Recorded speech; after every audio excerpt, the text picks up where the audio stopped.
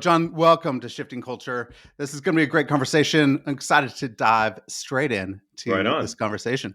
This book, Separation of Church and Hate, that you have coming out, I think is fantastic. You're helping people realize that there is a, a Christ Christianity and a Christless Christianity that is out there. And one of the things that is happening is most people think that there is a Christless Christianity, like Christianity is something different.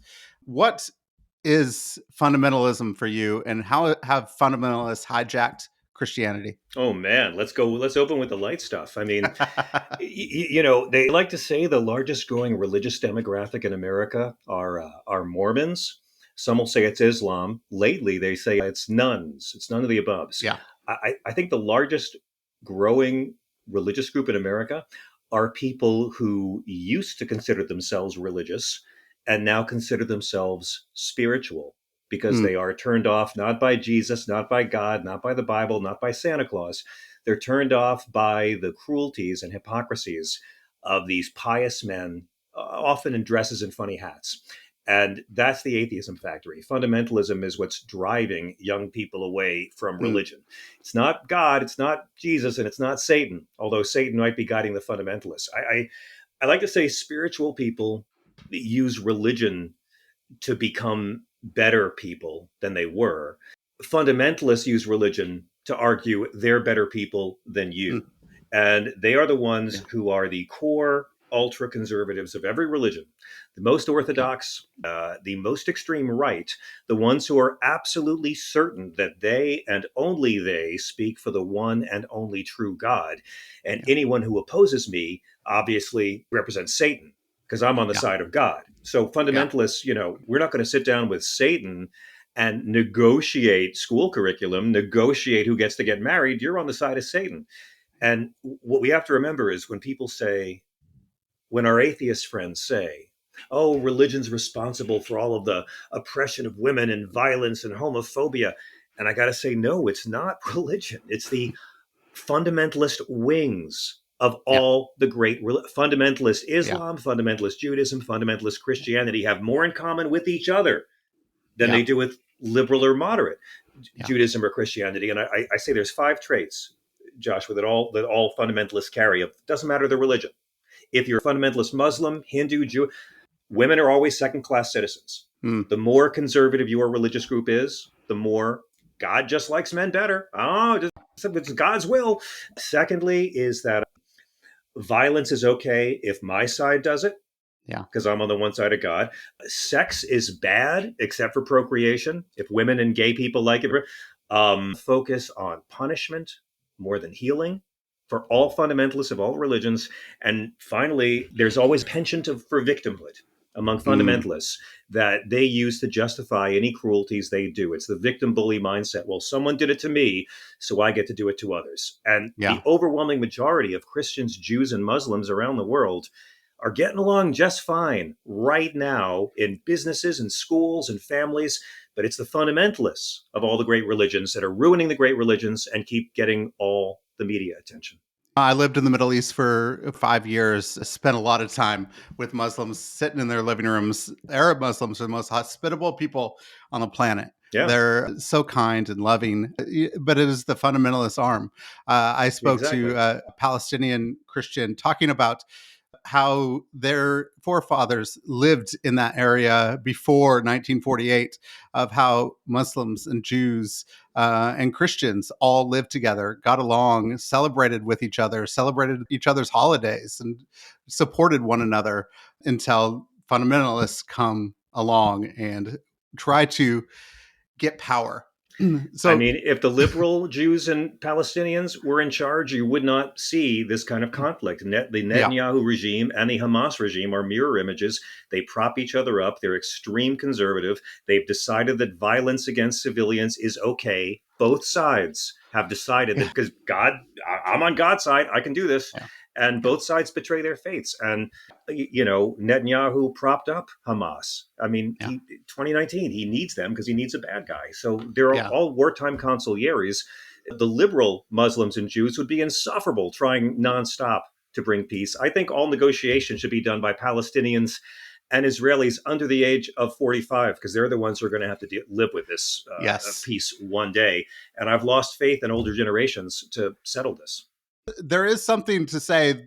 Let us look at a place where there's more people to say, there may be a different way. There's a way that we've done things for years and years, but there may be something different. Maybe we could try something. But what I want to know is, how did Christians decide that they wanted somebody to follow? They've started to follow Jesus, who is anti-empire, living in the empire, but choosing a different way. And then deciding, with Constantine deciding to say, we're going to align with empire. And for so many years that we've aligned with empire, now it seems like there's Christians that want power. Yes. This is the thing that they want, is power, worldly power, and not following the ways of Jesus. How did a Christianity that followed anti-empire and laying down their lives for the least of these become enmeshed within empire? I mean, you just nailed it. It was Rome. This is what my book is largely about, and how marginalized religious sect that was so persecuted became an imperial religion that got to persecute smaller sects. Yeah. How did the bullied faith go to being the bullying empire? And obviously, Paul comes in the middle of all of this. Jesus dies. There's different ministries trying to keep his movement going, but all of his apostles were getting bumped off by Paul's friends. Paul, being a Roman citizen and a Pharisee, had a lot more freedom to travel throughout the Roman Empire than the apostles did, while they were all getting murdered by Paul's old buddies. So Paul could travel all through the Holy Land and reach out to the Gentiles. He was a born-again kid with a dream, and he had a great sales pitch. It's like Judaism, but you can eat all the bacon you want and keep your foreskin. And it was an incredible rate of conversion. And within 200 years, the empire that murdered Jesus took over his operation. And once they did it, the simple teachings of the homeless Jewish faith healer carpenter who wants you to love your enemies, those are out the window, and they're replaced by hierarchies and dogma and cathedrals and rankings and guilt and shame. And then come the Crusades, when they start first having this image of the warrior Christ that has nothing to do with the Christ of the Bible, but this is the warrior Christ. And then, this led to the Crusades. And that's the history. Then you get the doctrine of discovery, where more men in funny hats are saying, well, now it's okay to go rape foreign lands if you forcibly convert their residents to Christianity, which is what rationalized the age of discovery. We're going to murder these people and enslave them, and we're going to take their resources, but we'll save them. We'll force them to convert to our religion, and then it'll be okay that we're abusing them and raping them and stealing from them. And as we well know, and as slavery and the Indians prove, being saved didn't save anybody. But there's a flip side to all of it, and it's all power. And that's what my book is all about, separation of church and hate. It's all about how all of these disparate MAGA Christians and nationalists and fundamentalists, their true creed is power. They don't care about the teachings of Christ. They don't really care about abortion, not the ones in power. I mean, the people care about abortion, but if Republicans cared about abortion, you'd see sex ed. You'd see more free access to birth control. They try to reduce unwanted. They don't care. They don't care about illegal immigration. If they wanted it to stop, they would start locking up the white people who do all the hiring and put up the help wanted sign at our border. They don't care. They care about power. And if abusing Muslims gets me there this year, if abusing gay marriage, if abusing feminism gets me, if it's abortion this year and hating the Christian refugees that we are groomed to call illegals next year, it doesn't matter. It's all about power for them. But I want to say there's a flip side to all of this. And you nailed it, Joshua, in your introduction. There's two groups. There's the Christians and there's the Jesus followers. Yeah. And throughout history, when the Christians have gone too far, it's always been the Jesus followers and their allies of other faiths and their allies who are atheists and agnostic who've had to push back against the batshit Christians. So the Crusades, right? But St. Francis quits the Crusades, campaigns against war. You got Columbus, and they're enslaving the people.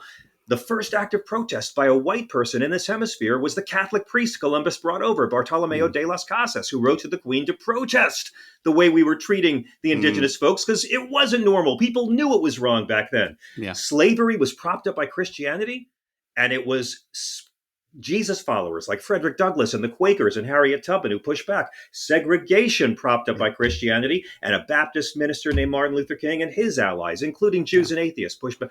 Homophobia propped up by Christianity. Jesus followers said, wait a second, none of this bigotry towards gay people aligns with Christ.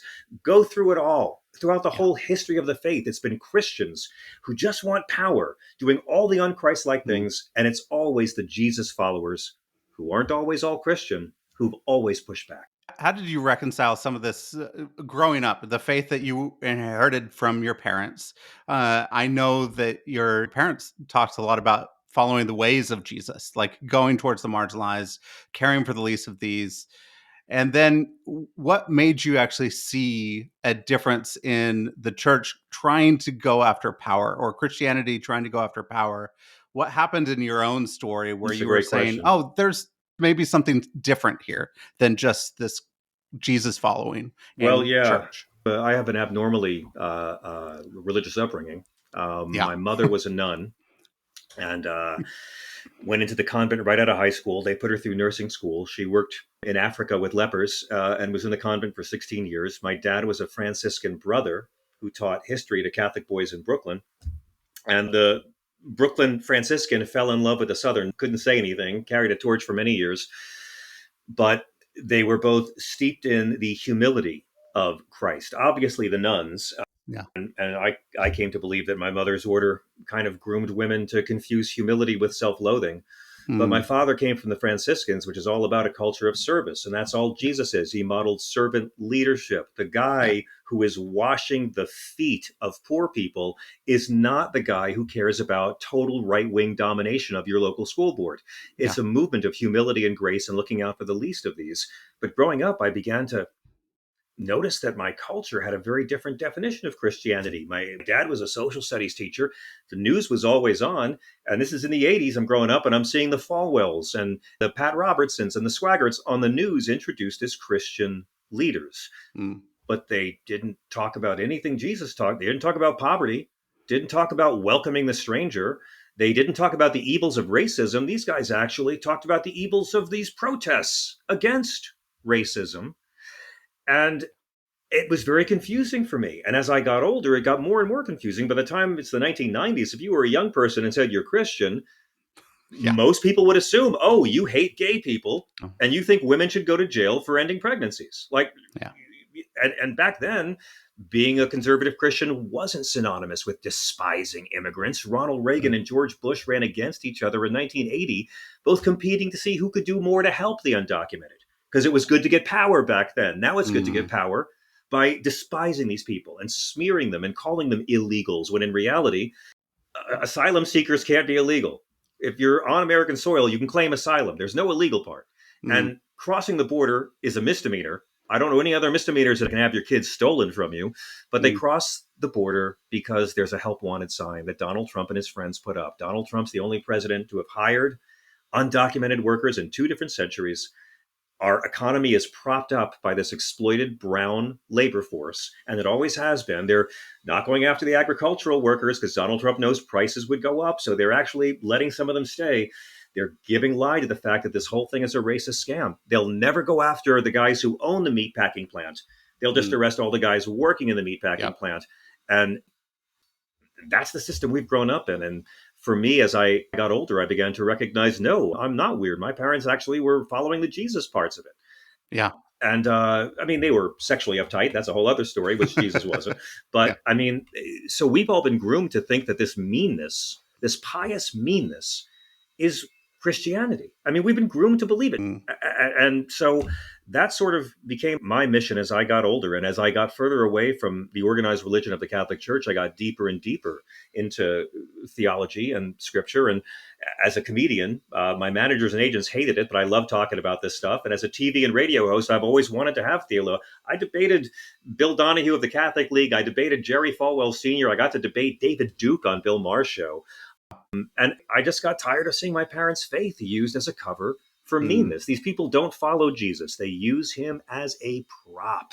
mm, I have Trump supporters call my show all the time, Trump yeah. Christians, right? And they get furious because I won't call them illegals. They're Christian refugees. You're viewers should do that with your racist uncle. They'll love it. But I say, give me a teaching of Christ that this MAGA movement is fought for. Right. Number one thing, they'll say abortion. I got to say, Christ didn't mention abortion. God didn't have any of the prophets. Moses never comes up. Christ was against the death penalty, but y'all differ with him on that, right? So the second thing they'll say most often is a strong border. And I got to say, the only commandment in the entire Bible about immigration or borders is the commandment to welcome the stranger. And God does it all over the Hebrew scriptures, will not let us mistreat them. We must treat them as our own. Christ goes farther in Matthew 25 and says individuals and nations will be judged, heaven or hell, by how they welcome the stranger. So why should I listen to Donald Trump and reject God and Jesus? And the third most common thing I get, Joshua, from our hardcore MAGA Christians is, well, he moved the U.S. Embassy to Jerusalem. And I'm like, well, I hate to tell you, but Christ in the Bible never mentions the United States or our embassy in the year 33 AD. They haven't read the Bible. And your listeners know this. It's a prop to prove they're better than you. So I say, if you're dealing with the right wing, 9 times out of 10, whether you're a believer or not, Jesus is probably on your side.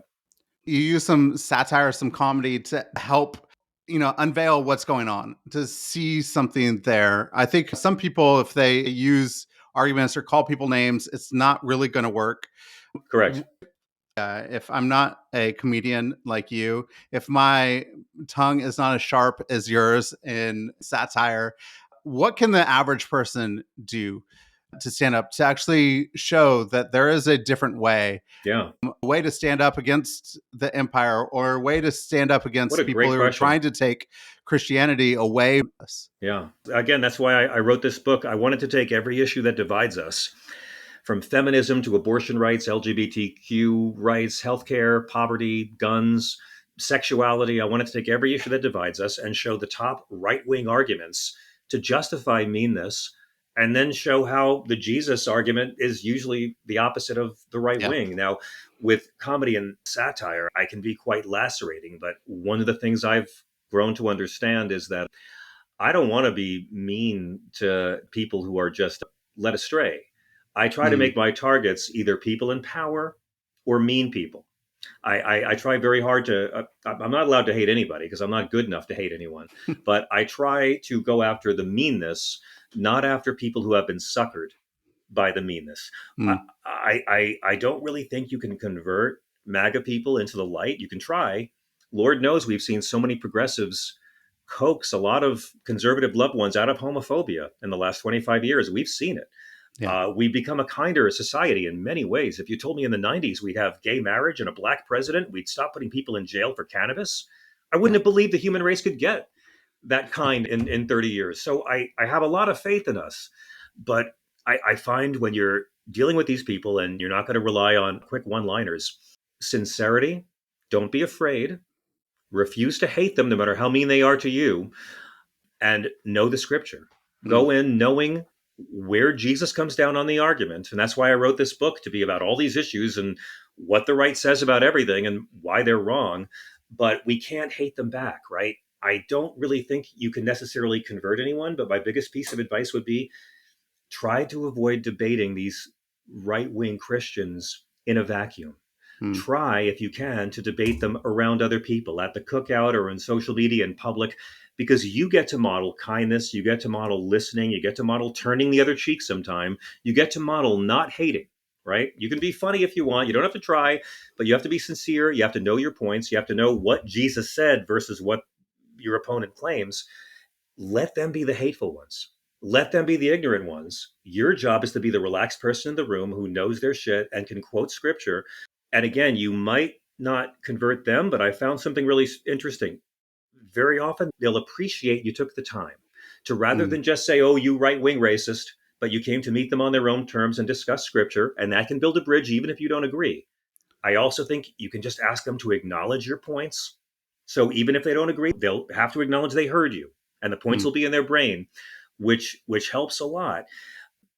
But I think what's most important is to know that even if you can't reach them, you can reach their wives, you can reach their kids, you can reach the other people at the cookout who are listening, because you're going to model sincerity, you're going to model respect, love if possible, And you're going to model knowing what the hell's in the damn Bible rather than just assuming that because I put up a Christmas tree in my house once a year, God likes me better than Muslims. So I want to actually then get into some of the stuff that you get into in the book. And one is going to be around violence. And I actually think that our militarism in America is so anti-Jesus, and it's So not anti Jesus. just right wing; it's also left wing. We're warmongers in the United States. It's just we like to. Who's a left wing warmonger? Who's a left wing warmonger? Democrats didn't want peace all the time. Oh, I'm not. Republicans Oh, haven't I'm wanted sorry. peace all the time. I thought we were talking So about left wingers. You're talking about I know. Democrats. Yes, Democrats are fine with it, Yeah. but then also it's like the lines are so blurred now because like Yeah, you never know. it's okay. Ukraine, they're our ally. We signed a treaty in 1994 that we protect them if Right. Russia invaded. We're I mean, I know Americans love breaking treaties. Ask an Indian, but Palestine is something completely different, right? I mean, Yeah. it's like Yeah. war and carnage and violence is not one size fits all. But I'm with you on the militarism. And I trace it all back to the Crusades, and yeah, it's an insult to Jesus, and I go deep on it in the book. So go a little deep and tell us why you think that Jesus followers maybe should model a different way. Maybe there is a different way than militarism in the Look, United a States. Jesus follower, or you can be a guy into fighting and violence. You can't be both, okay? You either believe, turn the other cheek, or you don't. When Jesus comes up and says, turn the other cheek, when he tells people to pray for your oppressors, he's saying this to a group of Jews who are occupied by European military. And he's telling them to bless their oppressors. You want to talk about a tough room? These Mm. people wanted to hear, how are we going to drive these Romans out of our land? And Jesus is saying, love them and forgive them. Yeah. Like he's talking about not getting even and not wreaking revenge on evil rat bastards who desperately deserve it. He's talking about breaking the cycle of violence. It's not about you winning over the other guy. It's Mm. about you win if you're the side to break the back and forth of the violence. That's his entire message. Mm. The last words out of his mouth before he dies, after he is executed and murdered by the Romans, is begging God to forgive the people who murdered, tortured, and humiliated him. He was not into retaliation or revenge in any way. Now, the big argument you'll get, and I go deep on this, I'll try to do it really quick, is in Luke 22, where Jesus says, sell your cloak and buy a sword. And that's the quote the gun nuts use. Sell your cloak. Jesus, excuse me, Mr. Liberal. Jesus said, sell your cloak and buy a sword. And an AR-15 is the modern sword, sir. And they love it, right? They love having civilians getting access to machines designed to kill lots of civilians really fast that have no civilian use. But they love it because Jesus said, sell your cloak and buy a sword. Yeah. In Luke 22. Yeah.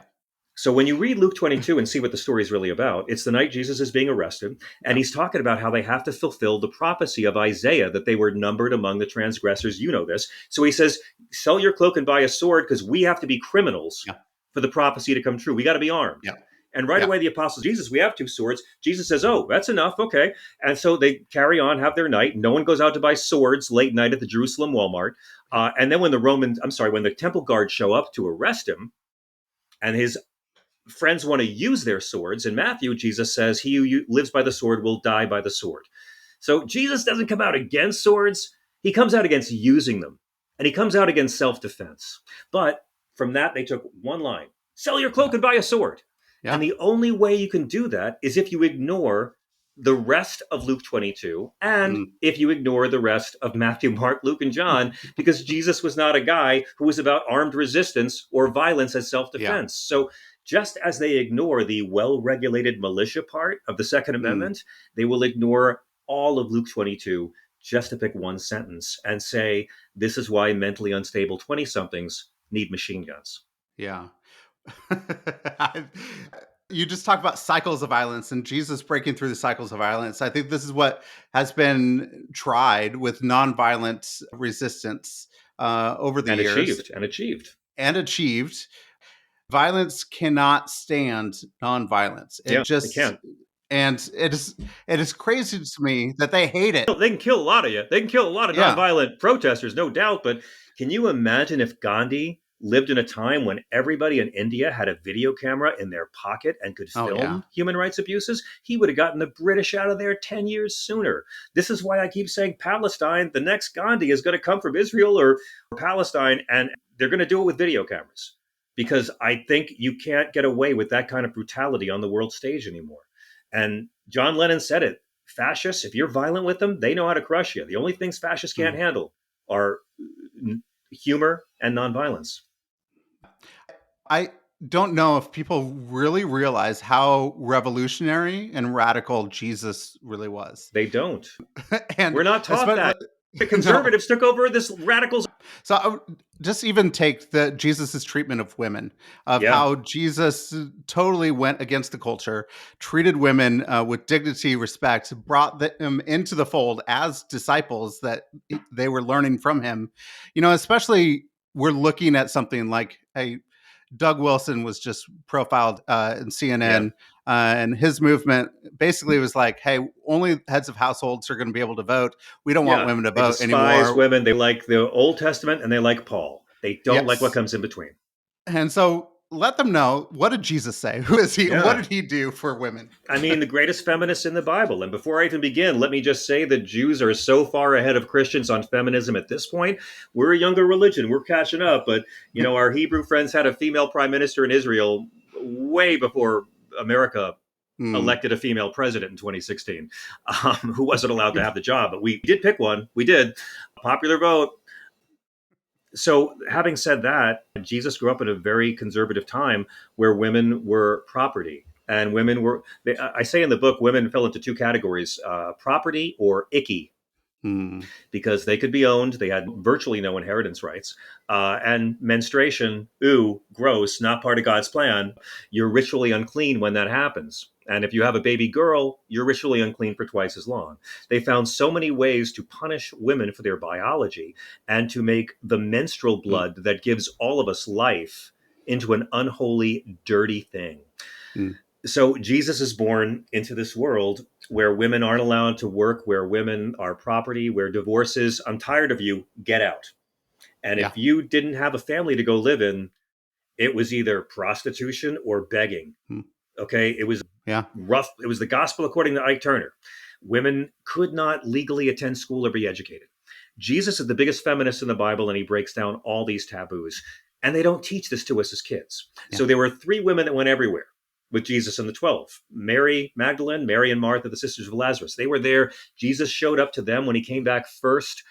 But the Yep. men who wrote the Bible said, oh, no, no, no, no. 12 apostles, three groupies, Hmm. because women aren't counted as people. When you read Jesus spoke to 500 people, it means he spoke to 500 men. Women Yeah. weren't counted. Yes, Jesus had female apostles who deserved to be in the Last Supper, and Scorsese put him in there, by the way, in his movie. Hmm. The famous story of the apostles come over for dinner at Mary and Martha's house, and Martha's cleaning and Yeah. Mary's learning, and Martha's all mad and frustrated, and Jesus tells Martha to chill out. As a kid, I was like, I felt bad for Martha. She was doing all the Yeah. work for these people. It was like my mom. But when you realize what was happening was Martha was trying to care of these people, and she was mad because Mary was breaking the law in the next room to be educated, and Jesus was breaking the law to educate a woman, and she sat at his feet, Hmm. which meant she was the top pupil of the Yeah. rabbi. So what Jesus says when he tells Martha to chill out, he's not scolding her for caring. He's Hmm. saying to her, your stress isn't helping, but he's saying education matters more for women than housework and cleaning and cooking. That's what he's saying. And so they teach us that story when we're too young to appreciate what it means. The bleeding woman.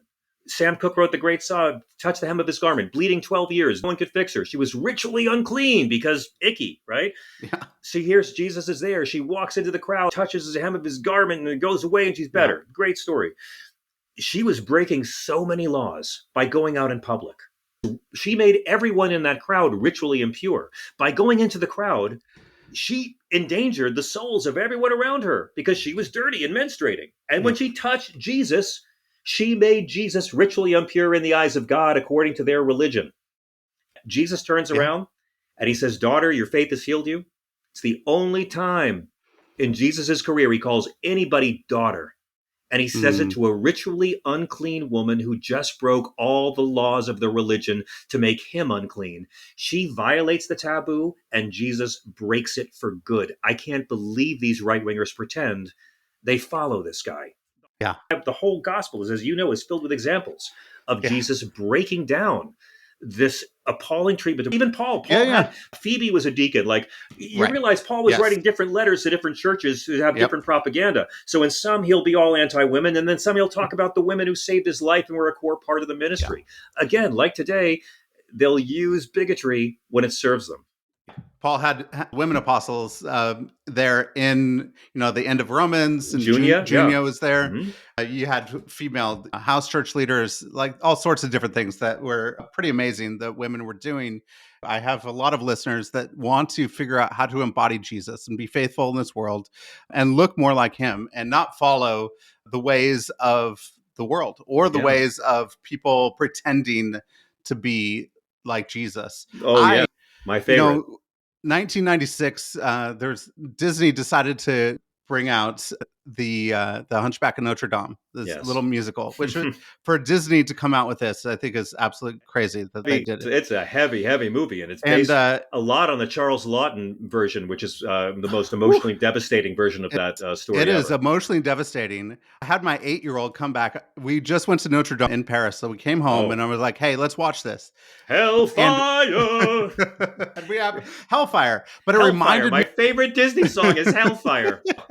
but it reminded me of today. It reminded me right now of people that are in charge, that are authoritarian, but are using scripture and using the name of God to commit atrocities with Yes, others. This guy yes. is like, hey, I'm just going to kill this woman, and I'm going to throw this baby into a well and kill this baby because it's monstrous looking.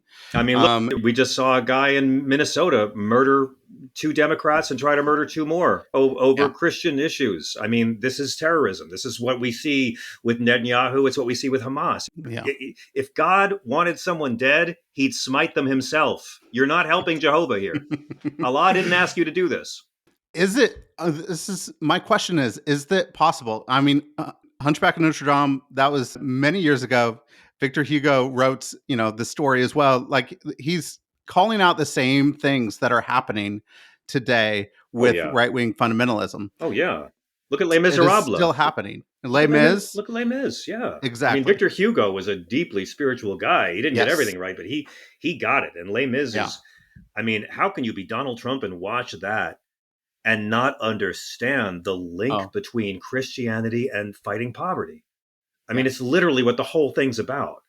And, I mean, the whole thing is about a guy who steals a loaf of bread to feed his sister's child, and Yeah. law enforcement persecutes him for 40 years because he's a criminal and sinner. And along the way, who saves his life? The priest Yeah. recognizes that sin and evil aren't the same thing. So all of that bleeds in, and it's the good Christian people who are terrified of Quasimodo, who's the most Christian character in the whole novel. Yeah. But Hunchback is a great. I mean, I can't imagine Disney making that film today. Can you? Yeah. It seems like the most literary thing they've done in the last 30 years. Yeah, it's crazy. But it was beautiful. And I think for me to say this is happening in our world today, even to show my 8-year-old, there is a different way that we could live. And that looks Yeah. like you write about immigrants, refugees here in your book as well. And I think this is something that really bothers me is just treatment of immigrants in this Yeah. country at the moment and what's happening, the way that people are deported, Alligator, Alcatraz, all of this is very disturbing to me, Yes. and people And it's deeply using unchristian. scripture Yeah. Oh to yeah. justify what they're Yeah. doing.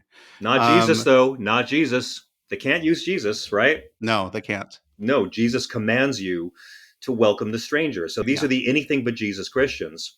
And their whole life is about finding loopholes to his inconveniently liberal woke commandments.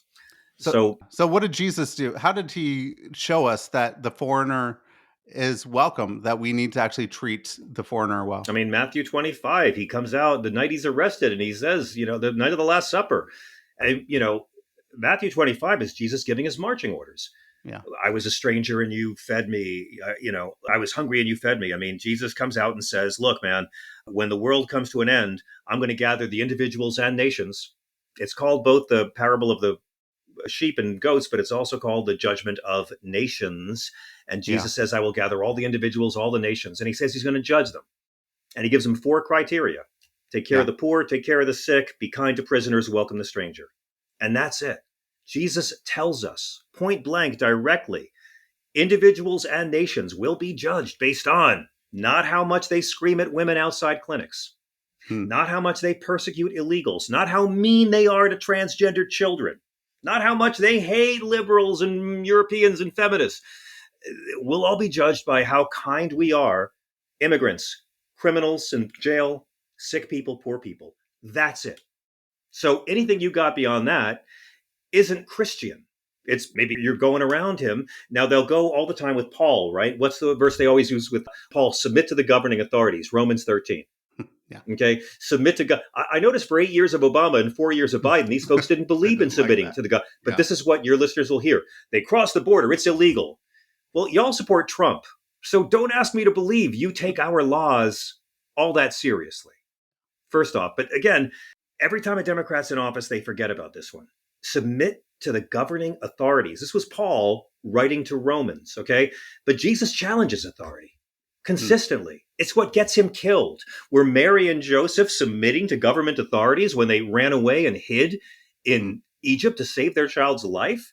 Jesus, the whole thing is questioning authority and standing up to authority. And if you're saying that we have to follow the laws to persecute poor brown people, but you're indifferent to the law breaking of this rich orange person, I don't have to take your Christianity seriously. What did Jesus say about it? And these are Yeah. the anything but Jesus Christians. Yeah. I love that you're bringing things back to Jesus and you're helping people. It doesn't matter, like, yeah, just bring it back to Jesus to say that Christianity should be about Jesus. Well, make them debate. Don't let them argue with you. Make them argue with Jesus. Make them argue with God. Make them argue with Scripture. Yeah. God commands us to never mistreat the alien and treat them as our own. Explain why God is wrong and Stephen Miller is right. Make them fight this book they wave around as a prop because they don't follow it. They use it for power.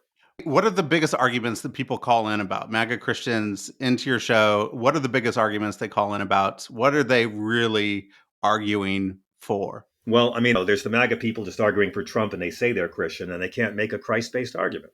Yeah. It's abortion. And with the border, again, they don't know. They don't care about the help wanted sign at our border. They don't care about the white people who lure these Yeah. folks across the border. They don't really know that the majority of undocumented immigrants are people who overstayed visas, Yeah. not people who cross borders. They don't know that there's 50,000 or so undocumented Irish in this country, and there's no movement whatsoever to root them out and deport them. They're not going after the Irish. They're not going after most. They're not going after the Yeah. Russians. They're going Yeah. after the brown folks. For the president, who's the only president to have hired undocumented immigrants because he didn't want to pay a living wage to American workers. And Trump did it in 2 different centuries. The fact that they don't go after the employers is how we all know it's a racist scam. So, I mean, immigration's a big one. Abortion's obviously the biggest one. Abortion is what the right wing used to rewire the minds of American Christians. Yeah. And it's why we've had 2 generations of people saying that putting women or doctors in jail for ending a pregnancy is Christianity. And yet, when you bring up how Jesus really was against executing people, well, they differ with Jesus on that. They agree with Jesus on this thing they pretend Jesus said. So again, they don't follow him. So you don't have to hate them. You don't angry. You don't have to get into a big snarling fight. Let God and Jesus and the scripture do some of the heavy lifting for you. And you can very in a friendly way say, why should I listen to you instead of the Bible? And by the way, I just think you'll get a lot farther with these right-wing people by showing them in the scripture how Jesus wasn't an immigrant-hating homophobe than if you just call your uncle an immigrant-hating homophobe. Yeah. So if you talk to people, who do you want to pick up this book? I know you want everybody to read your book, Separation of Church and Hate. I do. I want atheists to read it. Atheists. Anyone who has ever had to deal with a Christian nationalist or a fundamentalist in your workplace, in your family, in your school, in your social media feed, anyone who's ever had to deal with a mean Christian, Yeah. Anyone who's ever watched Fox News and said, Jesus Christ, these people are the opposite of Jesus Christ. Yeah. This is a book about what Christianity started out as, what it became, and why it's still worth fighting for. Mm. So And I think that's I great. want the ideal audience for this book. I'm sorry, Joshua. Me when I was 17. I wrote a book I wish someone had given me when I was a teenager and didn't understand how my religion of love could also be this Falwell religion of hate and cruelty. Yeah. Okay. One thing that you said that is kind of it's getting me to a place where it's worrying me a little bit Okay. is that I could be faithful. I can take care of the poor. I could feed the hungry. I could visit prisoners. I could do these things in Matthew 25. But if my nation's not doing it, there's judgment over the nation. What how do we reconcile what our nation is doing and what we as individuals do as faithful just people in this world to treat people well? Yeah, be part of the solution. Carry the baton for your time on earth. It's all about greater human rights and greater love for each other and us learning to take care of each other before this world is controlled by 4 billionaires. Mm, So Jesus lived under Roman imperial occupation. They didn't have democracy. We do. We can criticize the rulers. We can vote to change policy. yeah. Conservative Christians like to say, Jesus said that we should do this, not the government. No, no, he said individuals and nations. And this is the rationale our right wing brothers and sisters use to reject the commandments of Christ in the voting booth. What? Care for the Mm, poor? No, I'm voting Republican. Care for the sick? No, I'm voting Republican. Love yeah. your enemy? No, I'm voting Republican. Because Jesus said for me to do it individually, so I'll donate to my church. No, no, you're doing the anything but Jesus loophole. You're getting Mm, around him again in the voting booth. We have this democracy. So if you want a society on earth as it is in heaven, if you want the kind of world that Jesus talked about, where we care for the poor, care for the sick, avoid violence, try to resolve conflict mm, rather than giving into hate, treat women as equals, warn the rich that it's mm, not going to work out for, then vote for it. Be a part of it with your brief time on earth. Don't just go to church and pray for the people you know. Care about the people you don't mm, know and put your body in the movement. Go to mm, marches, write letters, call people, get your church to form volunteer groups, build coalitions with non-Christians. mm. The atheists and the Christians going to work together to fight homelessness. I mean, there's Yeah. so much. You fighting for greater decency in your neighborhood is you fighting for greater decency in the United States. Yeah. It's a ripple Beautiful. effect. I believe it. Mm. I've seen it. I've seen it. I was a kid Yes. during Yes. AIDS crisis. I mean, look how far we've come on homophobia, Yeah. and America led the way, and it happened Yeah. because of a plague. Mm. Yes. Well said. Well said. Thank you. There's one thing I'd love to dig deep. We don't have time, but I'd love to dig deep in the role of art Yeah, and in this way of stopping cycles of violence, not just physical violence, but violence in every way. I think we have cycles of oppression, we have cycles of trauma, we have all sorts of things. And the role of art and what you do stage through either through like your shows, your one man shows, or through your stand up comedy in the way art.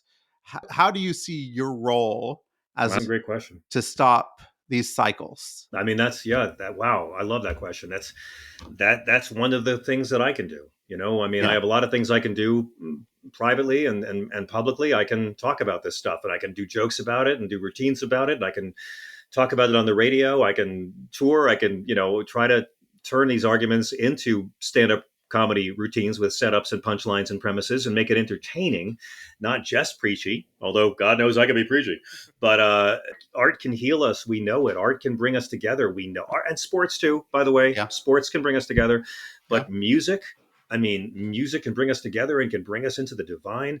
Art can also make it worse. I mean, Mm. Yeah. let's never lose sight of how much Christianity in America was wounded by having these blonde haired, blue eyed white Jesuses Mm. in all these Yeah. Bibles in the 19th and 20th centuries. Yeah. I mean, it associated divinity with whiteness and all the internalized racism that came for non white people growing up and spending their lives looking at these Bibles and saying, oh, Mm. European good looks, that's godly.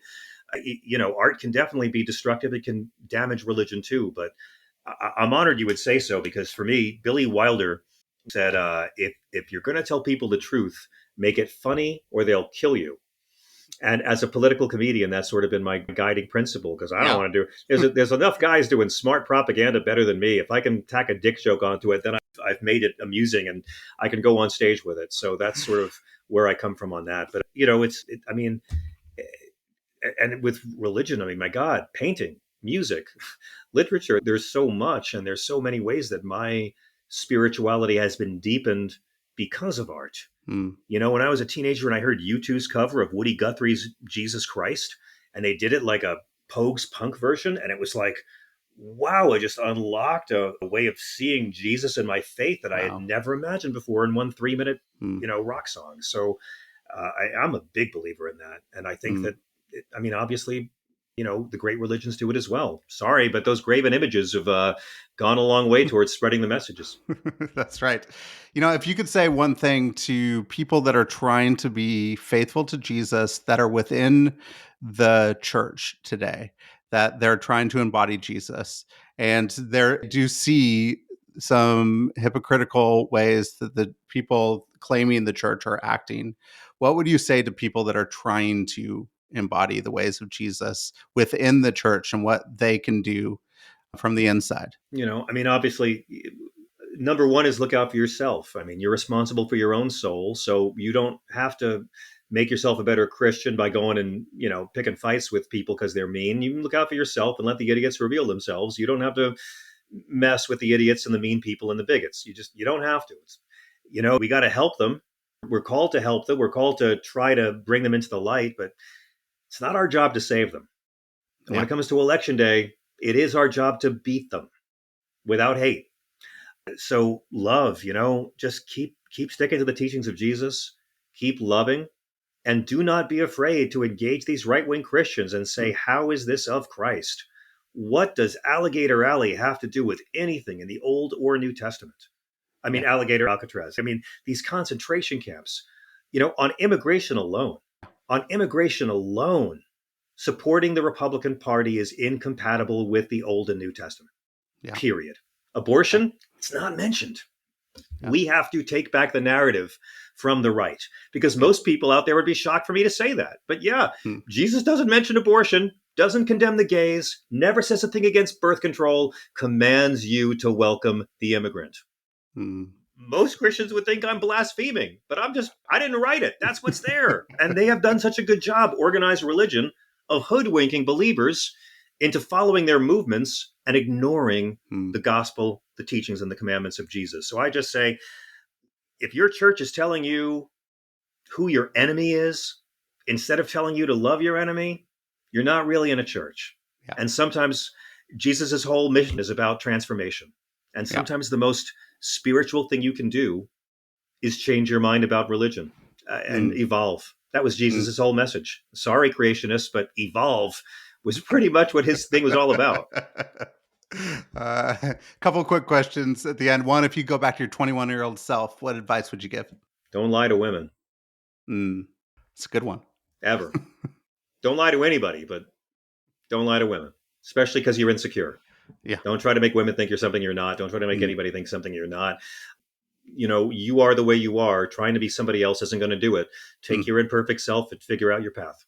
Mm. That's But good. trying to be the person you wish you were, that can be a way to getting where you want to be. But Mm. your dream might not be your destiny, but your dream will lead you there. But I would tell myself when I was young, just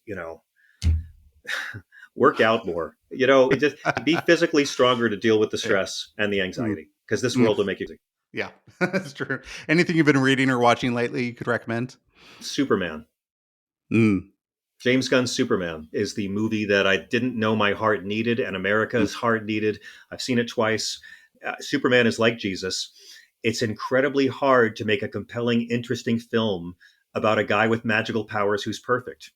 It's just hard to tell an interesting story about a guy like that. It's why Yep. so many Jesus movies have a lot of good parts, but it's hard to tell the story. I think with Superman, and this new film is beautiful. I mean, when the Secretary of Defense says to him, well, you're an alien, so the Constitution doesn't apply to you. How could they have known to write that line 3 years ago? I think Yeah. spiritual folk will find a lot in there.